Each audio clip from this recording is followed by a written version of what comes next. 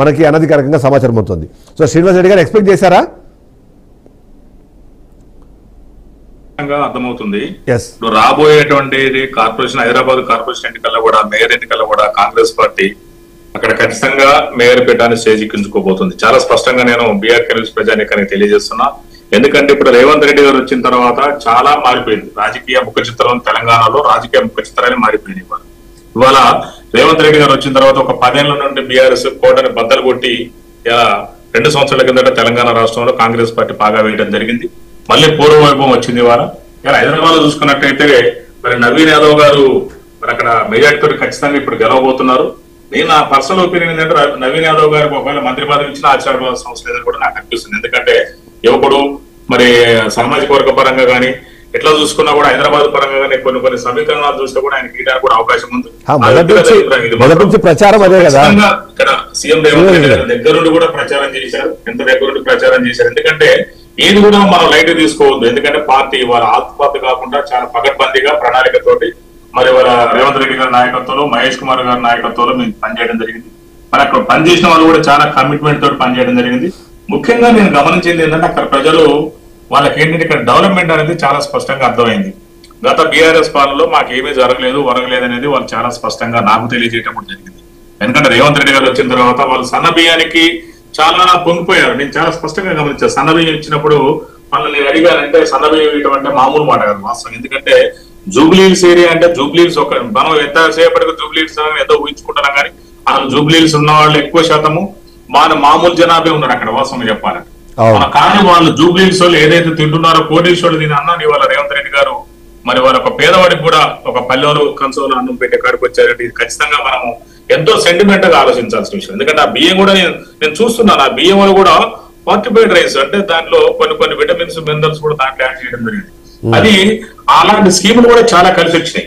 ఉచిత బస్సు ప్రయాణం కావచ్చు, అదేవిధంగా గ్యాస్ 500 రూపాయల గ్యాస్ సిలిండర్ కావచ్చు, ఏదైతే సంక్షేమ పథకాలు కానీ అభివృద్ధి కార్యక్రమాలు కానీ వాళ్ళు స్పష్టంగా గమనించారు.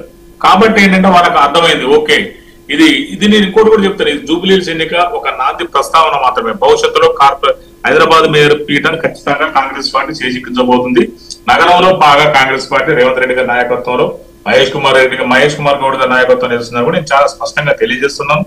ముఖ్యంగా మేనేజ్మెంట్ లో కాంగ్రెస్ పార్టీ ఏదైతుందో మా అభ్యర్థి గాని మాకు ఉన్నటువంటి ఏజెంట్లు గాని అక్కడ ఉన్న నాయకులు గాని చాలా సక్సెస్ గా పకడ్బందీగా మరి నడిపించడం జరిగింది. లేకపోతే ఏంటంటే హైడ్రా ఏం టెన్షన్ పెట్టలేదా? బికాస్ ఎందుకంటే చాలా మంది హైడ్రా ఎఫెక్ట్ కూడా అక్కడ కనిపిస్తుంది. హైడ్రా ఎఫెక్ట్ కు సంబంధించి కూడా ఈసారి ఓటింగ్ అన్నది ప్రభావితం చేసే అవకాశం ఉంది. బికాజ్ అక్కడ ఉన్న వాళ్ళు ఎక్కువ శాతం మీరు అన్నట్టుగా జూబ్లీహిల్స్ అనగానే మనందరూ రోడ్డు మీద వెళ్తూ అటు ఇటు ఉన్న పెద్ద పెద్ద కాంప్లెక్స్లను లేకపోతే ఆ లోపల ఉన్న కొన్ని పెద్ద పెద్ద బిల్డింగ్లను చూస్తారు. కానీ బట్ మీరు అంటే రహమత్ నగర్ కానివ్వండి అటంతా చేసుకునేవారు. అంతే కదండి. మంచి నిజాయితీగా రియల్ ఎస్టేట్ చేసేవాడికి హైడ్రాతో ఏం సంబంధం అండి? మాది ఖమ్మం ప్రాపర్. రియల్ ఎస్టేట్ చేసుకుంటే వాళ్ళకి వచ్చే నష్టం ఏముంది? హైడ్రా ఏంటి? ఏదైతే గవర్నమెంట్ స్థలాలు కానీ, గవర్నమెంట్ భూములు కానీ, గవర్నమెంట్ ప్లాట్లు కానీ, ఫారెస్ట్ డిపార్ట్మెంట్ కానీ, రెవెన్యూ డిపార్ట్మెంట్ ఆక్రమించుకోవద్దని హైడ్రా పెట్టారు. ఇవాళ ఢిల్లీని చూస్తున్నాం. ఢిల్లీలో ఎయిర్ క్వాలిటీ ఇండెక్స్ ఎంత ఉందండి? ఇవాళ పరిస్థితి ఏంటి? ఇవాళ ఢిల్లీది. మనం ఢిల్లీ పోయినప్పుడు అసలు అక్కడ ఎట్లా అనిపిస్తే మనకు సఫోకేషన్ అనిపిస్తా ఉంటది. ఎట్లుందండి? మన హైదరాబాద్ కూడా మరో ఢిల్లీ కాబోతుంది. రేవంత్ రెడ్డి గారు చాలా చారిత్రాత్మక నిర్ణయం నేను చెప్తున్నాను. రియల్ ఎస్టేట్ కోసం అంటే మనం పెట్టింది నాకు అర్థం కావట్లేదు. దయచేసి ఒక్క నిమిషం sir, let me complete please let me complete. ఎందుకంటున్నంటే హైడ్రా అనేది మన ఎవరి రేవంత్ రెడ్డి గారి కోసమో లేదా కాంగ్రెస్ పార్టీ కోసమో కాదు, ఒక సాహసోపేతమైన నిర్ణయం ఇది. మనం రియల్ ఎస్టేట్ మన పట్టా భూముల్లో మనం చేసుకుంటే నో ప్రాబ్లం. చెరువుల్ని, కుంటల్ని, వాగుల్ని, వంకల్ని, కోనల్ని కలుపుకోవద్దని కదా దాని ఉద్దేశము. మనం కరెక్ట్ గా రియల్ ఎస్టేట్ వెంచర్ చేసుకుంటే జనరల్ గా కొంతమంది ఏం చేస్తారో మనం చూస్తూ ఉంటాం. 2 ఎకరాలు సర్వే నెంబర్ పెట్టి నేను అడ్వకేట్ చూస్తా కదా రియల్ ఎస్టేట్ కేసులు. 2 ఎకరాలు సర్వే నెంబర్లు ఇది పెట్టుకుంటాడు, వెనక ఒక ఎకరం 2 ఎకరాలు దాన్ని కలుపుతాడు బినామీది, ఏది గవర్నమెంట్ ల్యాండ్ కలుపుతున్నారు. అంతా కలిపి ఈ సర్వే నెంబర్ తోటి మొత్తం వెంచర్ వేస్తా ఉంటారు. కొన్నోడు లబోదిగో అంటారు. అది ఎంత లాస్ అది భవిష్యత్తులో. అందుకని అట్లాంటి జరగొద్దని మనం చూసాం అక్కడ హైదరాబాద్ లో ఏం జరుగుతుంది మనం చాలా గమనించాము. అక్కడ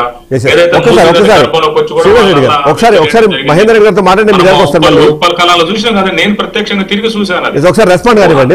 హైదరాబాద్ ఎవరు కూడా హైదరాబాద్ లో సీరియస్ తీసుకోవట్లేదు. ఎందుకంటే రేవంత్ రెడ్డి గారు హైదరాబాద్ మంచి పని చేశారంటే వాళ్ళు స్పష్టంగా మాట్లాడుతున్నారు. రియల్ ఎస్టేట్ వాళ్ళ కోసం కాదు, ప్రజలకు ఇల్లు కావాలి. ఆ ఇల్లు మేము ఇస్తున్నాం. మా పొంగులేటి శ్రీనివాస్ రెడ్డి గారి నాయకత్వంలో మరి మేము ఇండ్లు ఇస్తున్నాం రెవెన్యూ శాఖ మంత్రి గారి నాయకత్వంలో. ఇండ్లు అందరూ కూడా అక్కడ పేదవాళ్ళకు కూడా చాలా ఇండ్లు వచ్చినాయి, నూతనంగా చాలా మందికి రేషన్ కార్డులు వచ్చినాయి. మాట్లాడతాను గెలుపు కారణాలు మనము ఖచ్చితంగా విశ్లేషిద్దాము. అదే సందర్భంలో మహేందర్ రెడ్డి గారు ఒకటండి వాస్తవంగా ఏంటంటే వీళ్ళు జూబ్లీస్ లో కాంగ్రెస్ పార్టీకి ఓట్లు పడ్డాయి గెలుస్తుంది అని చెప్పేసి అంటే అభివృద్ధి చేసేది అని చెప్పేసి ఆలోచనతో ఓట్లు వేయట్లేదు.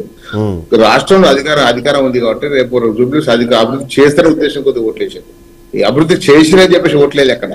అధికార పార్టీ కాబట్టి రేపు అభివృద్ధి అవసరం అని చెప్పేసి రేపు ప్రజలు ఆలోచించి వాళ్ళు రేపు ఏదైనా పథకాలు కావాలన్నా, రేపు ఆసరా పెన్షన్ కావాలన్నా, లేకపోతే వైట్ రేషన్ కార్డులు కావాలన్నా, ఏది కావాలన్నా వీళ్ళ చేతులు ఉంటాయి కాబట్టి ఆ రకంగా రేపు ఆ రకంగా ఆలోచించి కాంగ్రెస్ పార్టీకి ఓట్లు వేసేది తప్పేసి వాళ్ళు చేసిరని కాదు. గతంలో టీఆర్ఎస్ ప్రభుత్వం ఏం చేయలేదు.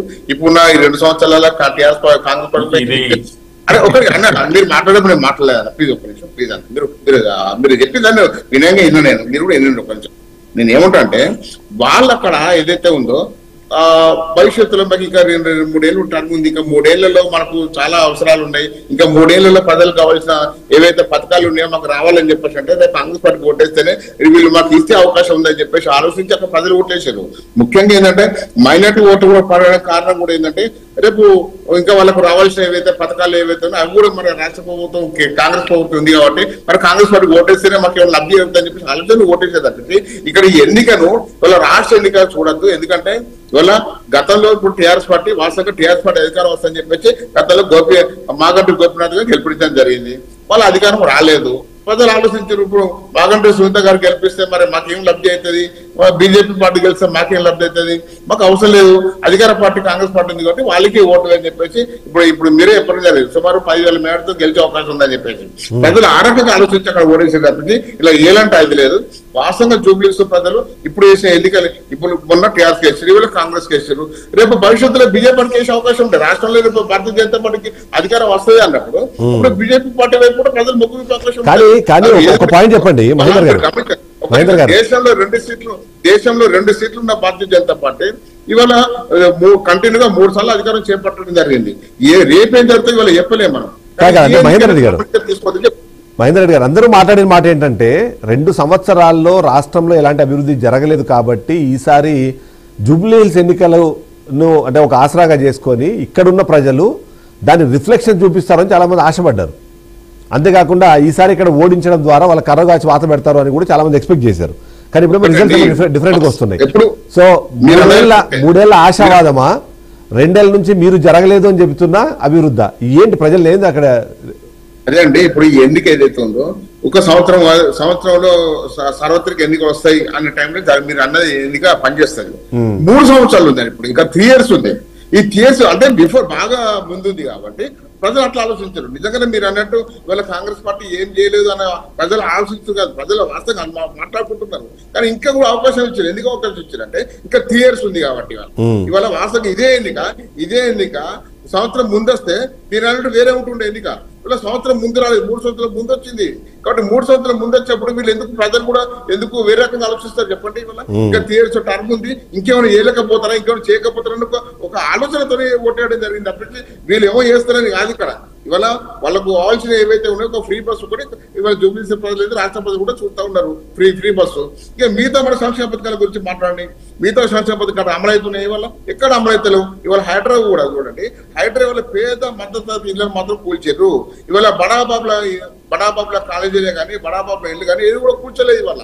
ఆ విషయం ప్రజలందరూ తెలిసి ఇవాళ హైదరాబాద్ రంగనాథ్ గారు ఎంత స్పీడ్ గా లేరు అంతే స్పీడ్ గా ఎక్కువ రావడం జరిగింది. ఇవాళ ఫిర్యాదులు పోతేనే వాళ్ళు స్పందిస్తూ తప్పించి సూమోటగా అంటే వాళ్ళే పోయి కూర్చే పరిస్థితి లేదు ఇవాళ హైదరాబాద్. మరి వెనుక తగ్గిరు, ఎందుకంటే ప్రజల నుంచి వ్యతిరేకత వచ్చింది కాబట్టి ఇవాళ హైదరాబాద్ వెనుకకు తగ్గింది. ఇవాళ వాస్తవం కాదు చెప్పండి. ఇవాళ నేను ఏమన్నా వాస్తవం మొత్తం మాట్లాడుతుంది, హైదరాబాద్ ఎంతో తగ్గింది, ఇవాళ పథకాలు అమలు అయితే లేవు. కానీ ఏంటంటే ప్రజలు కూడా ఇవాళ ఇంకేమైనా ఆశ ఉందని చెప్పేసి ఇంకా 3 సంవత్సరాల టర్మ్ ఉందని చెప్పేసి ఆలోచించి కాంగ్రెస్ పార్టీకి పట్టం కట్టే అవకాశం జూబ్లీస్ లో కనబడతా ఉన్నది. కానీ అదే ప్రామాణికంగా తీసుకోవద్దు.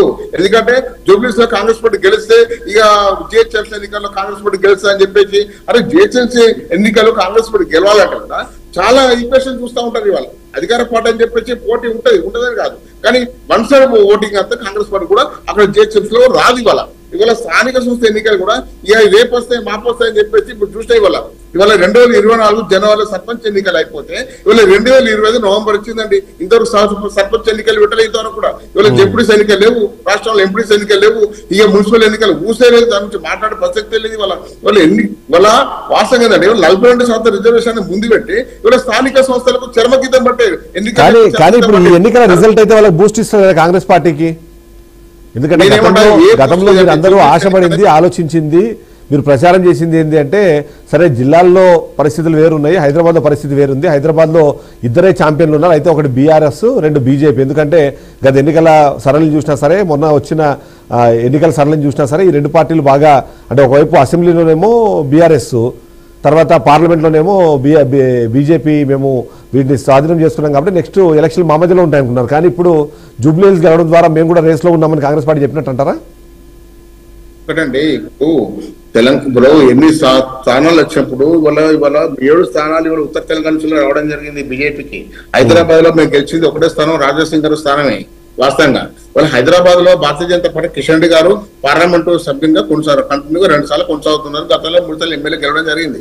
హైదరాబాద్ లో వాస్తవంగా పార్టీ పట్టణ కేంద్రాల్లో పార్టీ పరిమితం అని చెప్పేసి ప్రచారం చేశారు. వాస్తవం పట్టణ కేంద్రం ఇవాళ గ్రామీణ ప్రాంతాల్లో బీజేపీ పార్టీ వల్ల బలంగా చేకూరింది. ఇవాళ పట్టణ ప్రాంతాల కన్నా గ్రామీణ ప్రాంతాల్లో భారతీయ జనతా పార్టీ వల్ల బలంగా ఉంది. ఇవాళ ఆ రకంగా మీరు చూడండి, మొన్న 2 ఎమ్మెల్సీ ఎన్నికలు కూడా ఇవాళ మొత్తం 4 జిల్లాలు ఏవైతే జరిగిన ఎన్నికలు, కరీంనగర్ కానీ, మెదక్, నిజామాబాద్ ఏదైతే ఉందో, ఆదిలాబాద్, అక్కడ గ్రామీణ ప్రాంతం అక్కడ కూడా గ్రామీణ ప్రాంతాల యూత్ అందరు కూడా ఇవాళ భారతీయ జనతా పార్టీకి ఓట్లేయడం జరిగింది. ఇవాళ అంజడి గారికి, మల్క కుమరే గారికి. నేను ఏమంటే ఈ జూబ్లీస్ ఎన్నికలు భవిష్యత్ ఎన్నిక చూడొద్దని చెప్పేసి చెప్తా ఉన్నాను. భవిష్యత్ ఎన్నిక సంబంధం లేదు, ఇది ఓన్లీ జూబ్లీస్ ఎన్నిక, జూబ్లీస్ వరకే పరిమితం. ఇది ఎందుకంటే అక్కడ ఉన్న పరిస్థితుల ప్రభావం కాబట్టి ఇవాళ నవీన్ యాదవ్ టికెట్ ఇవ్వడం జరిగింది. నవీన్ యాదవ్ ఒక స్థానికుడు. ఒక చిన్న అప్డేట్ ఇస్తాను. 4వ రౌండ్ ముగిసిన తర్వాత కాంగ్రెస్ పార్టీకి 4వ రౌండ్ లో 3547 ఓట్ల